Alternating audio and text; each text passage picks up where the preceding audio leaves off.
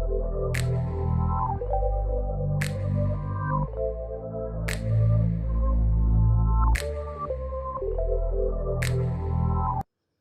वालेकुम स्टूडेंट्स। आज का हमारा टॉपिक है फंक्शन ओवरलोडिंग और इसमें हम देखेंगे कि फंक्शन ओवरलोडिंग होता क्या है, हम क्यों फंक्शन ओवरलोडिंग को यूज़ करते हैं, कब फंक्शन ओवरलोडिंग को यूज़ किया जाएगा और कौन सी ऐसी सिचुएशन है जहां पर हम फंक्शन ओवरलोडिंग को अवॉइड कर सकते हैं और क्यों इसको अवॉइड किया जाना चाहिए। सबसे पहले हम स्टार्ट करते हैं फंक्शन ओवरलोडिंग से। फंक्शन ओवरलोडिंग बेसिकली हमारे पास एक ऐसा प्रोसेस है जिसमें हम डिफरेंट फंक्शंस क्रिएट करते हैं लेकिन सबका नेम सेम होगा और सब के सब सेम टास्क परफॉर्म करेंगे। अब इसको हम फंक्शन ओवरलोडिंग भी कहते हैं और फंक्शन पॉलीमॉर्फिज्म भी कहते हैं। पॉली का मतलब होता है मैनी और मॉर्फिज्म का मतलब होता है फॉर्म। चूँकि एक डिफरेंट फंक्शंस हैं, सबका नेम सेम है और सभी सेम टास्क परफॉर्म कर रहे हैं, इसीलिए हम इसको फंक्शन पॉलीमॉर्फिज्म भी कह सकते हैं। लेकिन मोस्टली जो यूज़ होता है वो फंक्शन ओवरलोडिंग ही यूज़ होता है। अब सबका नेम सेम है तो डिफरेंस कहाँ पर होगा? डिफरेंस बेसिकली हमारे पास होता है फंक्शन के सिग्नेचर में। फंक्शन के सिग्नेचर में हमारे पास दो चीज़ें आती हैं, फंक्शन का नेम और फंक्शन पैरामीटर्स। अब फंक्शन नेम तो सेम है सो उसमें डिफरेंस नहीं होगा, डिफरेंस होगा फंक्शन के पैरामीटर्स में। अब पैरामीटर्स में कहाँ पे डिफरेंस होगा?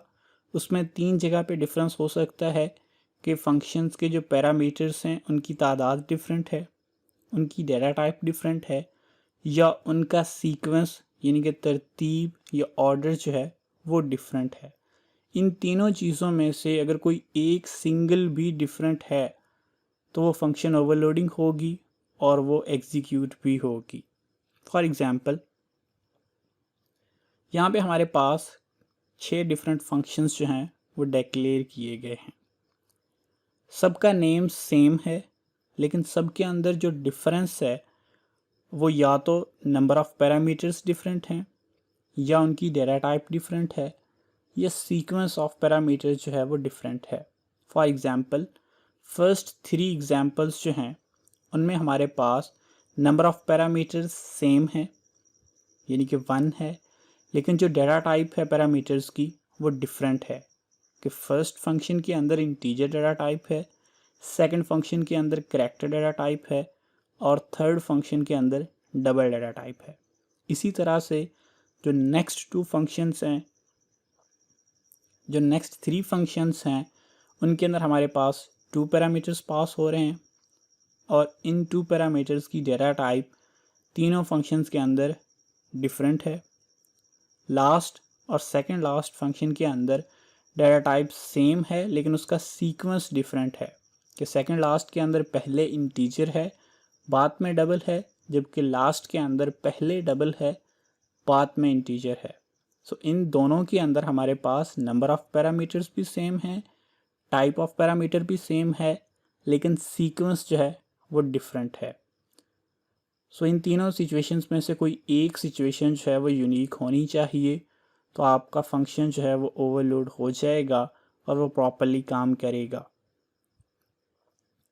अब जब कंपाइलर इसको एग्जीक्यूट करेगा तो वो किस तरह से और किस क्राइटेरिया की बेस पे एग्जीक्यूशन करता है। फर्स्ट सिनेरियो ये है कि कंपाइलर जब किसी फंक्शन को कॉल किया जाएगा तो उस फंक्शन कॉल को फंक्शन सिग्नेचर के साथ एग्जैक्टली मैच करेगा। जहाँ पर मैच हो जाएगा फंक्शन, उस फंक्शन को एग्जीक्यूट किया जाएगा। फॉर एग्ज़ाम्पल यहाँ पे हमारे पास जो फर्स्ट केस है उसमें शो नेम से फंक्शन डिक्लेयर किया गया है और वो इंटीजर डेटा टाइप का पैरामीटर जो है वो एक्सेप्ट करता है और जब मेन फंक्शन के अंदर शो फंक्शन को कॉल किया गया है तो उसको इंटीजर डेटा टाइप का आई वेरिएबल पास किया गया है। अब कंपाइलर जब इस शो फंक्शन को एग्जीक्यूट करेगा तो ये चूँकि एग्जैक्ट मैच हो रहे हैं एग्जैक्टली इसी फंक्शन को कॉल किया जाएगा, इसके अलावा किसी दूसरे फंक्शन को कॉल नहीं किया जाएगा। दूसरा क्राइटेरिया हमारे पास ये है कि कंपाइलर को अगर एग्जैक्ट कोई फंक्शन मैच नहीं होता उस सिचुएशन में कंपाइलर क्या करता है कि वो डाटा टाइप को प्रमोट करके फिर उसको किसी फंक्शन को एग्जीक्यूट करने की कोशिश करता है। फॉर एग्जांपल दूसरे केस में अगर हम देखें तो शो के नेम से एक फंक्शन डिक्लेयर किया गया है, डबल डाटा टाइप का पैरामीटर ये एक्सेप्ट करेगा, लेकिन मेन फंक्शन के अंदर हमने फ्लोट डाटा टाइप का एक वेरिएबल f डिक्लेयर किया है और शो फंक्शन को कॉल करते हुए वही फ्लोट डाटा टाइप का वेरिएबल f उसको पास कर दिया गया है। अब ये एग्जैक्ट मैच नहीं है क्योंकि कॉल करते हुए हमने फ्लोट डाटा टाइप का पैरामीटर पास किया है, लेकिन डिक्लेयर करते हुए हमने उसको डबल डाटा टाइप का पैरामीटर पास किया है। अब कंपाइलर क्या करेगा कि वो फंक्शन कॉल के अंदर जो फ्लोट डाटा टाइप का पैरामीटर है इसको प्रमोट करेगा डबल के अंदर और फिर शो का फंक्शन कॉल करेगा। यानी कि इस सिचुएशन में भी हमारे पास शो का फंक्शन एग्जीक्यूट हो जाएगा। डिफरेंस क्या है कि यहाँ पे कंपाइलर जो है वो फ्लोट को डबल में प्रमोट करके फिर उस फंक्शन को कॉल कर रहा है। सो अगर कहीं पे कोई फंक्शन एग्जैक्ट मैच नहीं भी हो रहा तो उस सिचुएशन में भी कंपाइलर जो है वो प्रमोशन करके किसी फंक्शन को कॉल कर सकता है। अब ये ज़रूरी नहीं है कि वो प्रमोशन हर सिचुएशन में ठीक ही हो। सम टाइम वो प्रमोशन जो है वो एम्बिगियस भी हो सकती है। फॉर एग्ज़ाम्पल यहाँ पे हमारे पास एक केस ऐसा है जिसमें ये प्रमोशन काम नहीं करेगी। यहाँ पे हमारे पास टू डिफरेंट फंक्शंस हैं, दोनों का नाम जो है वो शो ही है। एक को जो पैरामीटर पास किया गया है वो लॉन्ग डाटा टाइप का है, दूसरे को जो पैरामीटर पास किया गया है वो डबल डाटा टाइप का है। अब मेन फंक्शन के अंदर एक इंटीजर डाटा टाइप का वेरिएबल आई डिक्लेयर किया गया है और शो को कॉल किया हुआ है, तो इसमें हमने उसको आई पास किया है। अब इंटीजर डाटा टाइप का हमारे पास कोई भी फंक्शन मौजूद नहीं है। सो कंपाइलर क्या करेगा, कंपाइलर इंटीजर को प्रमोट करके दोनों में से किसी एक फंक्शन को कॉल करने की कोशिश करेगा। लेकिन प्रॉब्लम यहाँ पर ये है कि इंटीजर जो है वो लॉन्ग में भी प्रमोट हो सकता है और डबल में भी प्रमोट हो सकता है। सो कंपाइलर ये डिसाइड नहीं कर सकेगा कि वो इसको लॉन्ग में प्रमोट करे या इसको डबल में प्रमोट करे। और जब कंपाइलर इसको डिसाइड नहीं कर सकेगा सो कंपाइलर एरर जनरेट कर देगा कि एम्बिगियस फंक्शंस हैं, प्रमोशन करने की वजह से वो डिसीजन नहीं ले सका। सो वो एक सिंपल सा एरर जो है वो आपको स्क्रीन पर शो कर देगा। सो ज़रूरी नहीं है कि हर सिचुएशन में वो कोई ना कोई फंक्शन एग्जीक्यूट कर दे। कुछ सिचुएशंस ऐसी भी होंगी जहाँ पर कुछ ना कुछ एम्बिग्यूटी होगी, सो उस सिचुएशन में कंपाइलर एरर जनरेट कर देगा। अब जब हम सेम नेम से डिफरेंट फंक्शंस डिक्लेयर करते हैं तो कंपाइलर हर एक फंक्शन को एक यूनिक कोड असाइन कर देता है या उसको किसी न किसी कोड के अंदर इनक्रिप्ट करता है।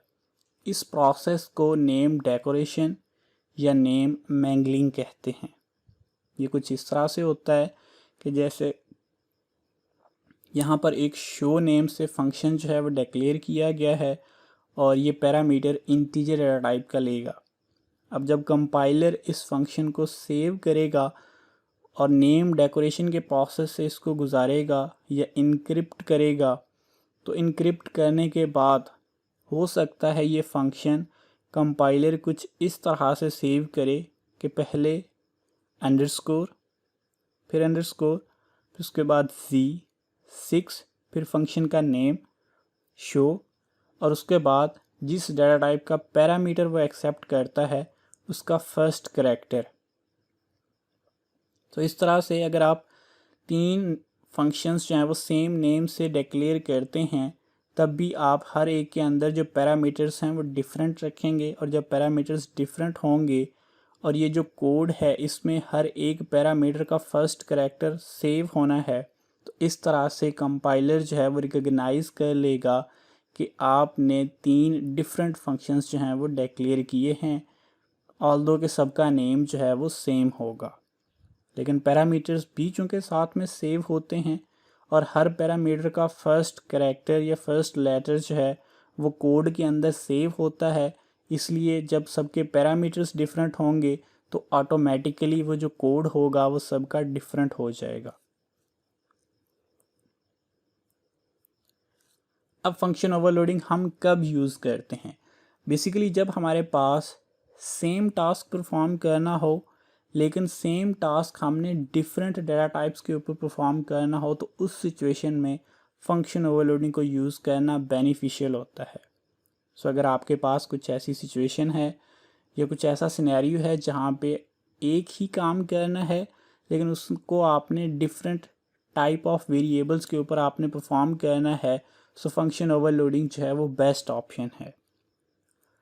लेकिन अगर आपके पास कुछ ऐसी सिचुएशन है जहाँ पे आप function with default argument use कर सकते हैं तो आप उसको प्रेफर करें फंक्शन ओवरलोडिंग की बजाय, क्योंकि जब आप फंक्शन ओवरलोडिंग करते हैं तो मल्टीपल फंक्शंस क्रिएट करना पड़ते हैं और मल्टीपल फंक्शंस जब क्रिएट करेंगे तो वो मेमोरी के अंदर ज़्यादा स्पेस रिज़र्व करेंगे और उनको मैनेज करना मुश्किल होगा।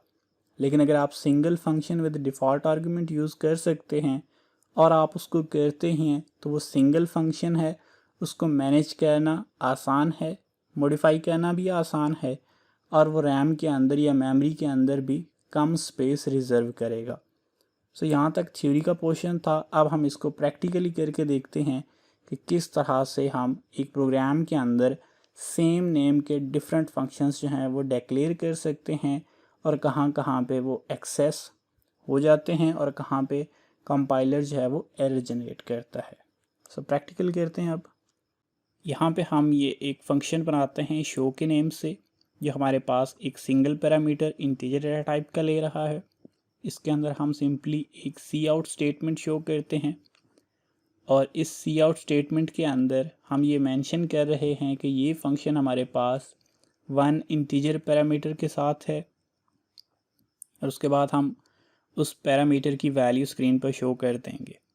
इसी तरह से हम एक और फंक्शन डिक्लेयर करते हैं जिसका नेम शो ही रहेगा, लेकिन इसमें हमारे पास पैरामीटर्स की जो तादाद है वो डिफरेंट हो जाएगी।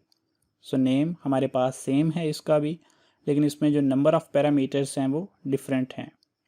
सो इसको भी हम एक मैसेज के थ्रू शो कर देंगे ताकि जब रिज़ल्ट हमें शो हो तो हमें क्लियर हो जाए कि ये किस फंक्शन का रिज़ल्ट है। तो यहाँ पे हमारे पास function with 1 integer and 1 double parameters और साथ में हम उन पैरामीटर्स की वैल्यूज़ को भी स्क्रीन पर शो कर देंगे ताकि हमें क्लियर हो जाए कि वो वैल्यूज़ किस तरह से फंक्शन कॉल के अंदर हमने पास की थी। इसी तरह से हम एक और फंक्शन डिक्लेयर करेंगे, इसमें भी हमारे पास 2 ही पैरामीटर्स होंगे। अब ये नंबर ऑफ़ पैरामीटर्स यहाँ पे हमारे पास सेम हैं और डाटा टाइप जो पैरामीटर्स की है वो भी सेम है, लेकिन जो चेंज आया है वो है सीक्वेंस के अंदर कि जो सेकंड फंक्शन हमने बनाया था उसमें हमने पहले इंटीजर लिखा बाद में डबल लिखा, लेकिन इस थर्ड फंक्शन के अंदर हम पहले डबल लिख रहे हैं बाद में इंटीजर। इसी तरह से हम इसका रिज़ल्ट भी जो है वो स्क्रीन पर शो कर देंगे कि इसके अंदर हमने कौन से वेरिएबल्स जो हैं वो पास किए हैं और उनकी क्या वैल्यूज़ हैं। एक और फंक्शन हम बना लेते हैं लास्ट पे जिसमें हम करैक्टर डाटा टाइप जो है उसको यूज़ करेंगे। सो लास्ट फंक्शन हमारे पास अगेन शो के नेम से और इस बार जो डाटा टाइप हम यूज़ कर रहे हैं वो करैक्टर डाटा टाइप है। सिंपली इसकी वैल्यू हम स्क्रीन पर अगेन शो कर देंगे तो इसका रिज़ल्ट जो है वो भी हमें स्क्रीन पर शो हो जाएगा। अब हमने 3 डिफरेंट फंक्शंस जो हैं वो बनाए हैं। अब हम इनको कॉल करेंगे और मेन फंक्शन के अंदर हम हर एक को पैरामीटर पास करने के लिए वेरिएबल्स जो हैं वो डिक्लेयर कर लेते हैं। सो पहले हम इंटीजर वेरिएबल्स डिक्लेयर करते हैं, फिर फ्लोट डाटा टाइप का वेरिएबल डिक्लेयर करते हैं। अब हमने किसी फंक्शन के अंदर कोई फ्लोट पैरामीटर पास नहीं किया, ये हम देखेंगे कि किस तरह से प्रमोशन होती है, उसके लिए हम फ्लोट वेरिएबल यूज़ करेंगे। उसके बाद करैक्टर डाटा टाइप का सी वेरिएबल डिक्लेयर कर लिए। अब हम तमाम फंक्शंस को एक एक करके कॉल कर रहे हैं और उनको हम वैल्यूज़ पास कर रहे हैं। पहला फंक्शन हमारे पास उसको इंटीजर वैल्यू पास की, सेकंड को इंटीजर और फ्लोट, थर्ड को फ्लोट और इंटीजर और फोर्थ को करैक्टर। अब हम रिज़ल्ट देख सकते हैं कि हमारे पास ये प्रोग्राम जो है वो एग्जीक्यूट हुआ है, तमाम फंक्शंस जो हैं वो कॉल भी हुए हैं और जिस फंक्शन को हमने कॉल किया था वो उसी हिसाब से कॉल भी हुआ है। अगर हम देखें तो हमने जब फंक्शंस डिक्लेयर किए थे तो उसमें हमने फ्लोट डेटा टाइप यूज़ नहीं की थी, लेकिन जब हमने कॉल किया है तो उसमें हमने फ्लोट डेटा टाइप का वेरिएबल पास किया है। सो जो सेकंड और थर्ड कॉल है उसमें हमारे पास जो सेकंड और थर्ड फंक्शन है बेसिकली वो कॉल हुआ है। यहाँ पर हमने इंटीजर और डबल डाटा टाइप शो की थी, लेकिन हमारे पास वो फ्लोट जो थी वो प्रमोशन की वजह से उसमें कन्वर्ट हो गई। अब हम सिंपली क्या करते हैं, हम देखते हैं कि जब प्रमोशन नहीं हो पाती, मीन के हमारे पास एम्बिग्यूटी आती है प्रमोशन के अंदर, तो कंपाइलर किस तरह से एरर जनरेट करता है। उसके लिए हम सिंपली क्या करते हैं, हम लॉन्ग और डबल डाटा टाइप के पैरामीटर के साथ फंक्शंस जो हैं उनको रहने देते हैं और बाकी डाटा टाइप्स जो उनको रिमूव कर देते हैं। अब हमारे पास फर्स्ट और सेकंड फंक्शन में लॉन्ग और डबल डाटा टाइप हैं। यहाँ से हम सिंपली इंटीजर पास करते हैं और देखेंगे कि इंटीजर चूँकि लॉन्ग में भी कन्वर्ट हो सकता है और डबल में भी कन्वर्ट हो सकता है, प्रमोट हो सकता है। सो कंपाइलर जब हमारे पास इसको कंपाइल नहीं करेगा और एरर जनरेट करेगा, और एरर क्या है कि इन दोनों के अंदर एम्बिग्यूटी है। कंपाइलर अंडरस्टैंड नहीं कर पाता कि उसने इंटीजर को लॉन्ग में प्रमोट करना है या डबल में प्रमोट करना है। सो अगर इस तरह की सिचुएशन होगी तो कंपाइलर जो है वो एरर जनरेट करेगा, क्योंकि कंपाइलर कन्फ्यूज़ है कि वो इसको लॉन्ग में कन्वर्ट करे या डबल में। होप सो कि आपको अंडरस्टैंडिंग हुई होगी। अगर कोई क्वेश्चन है तो आप लोग पूछ सकते हैं कमेंट्स में। Thank you.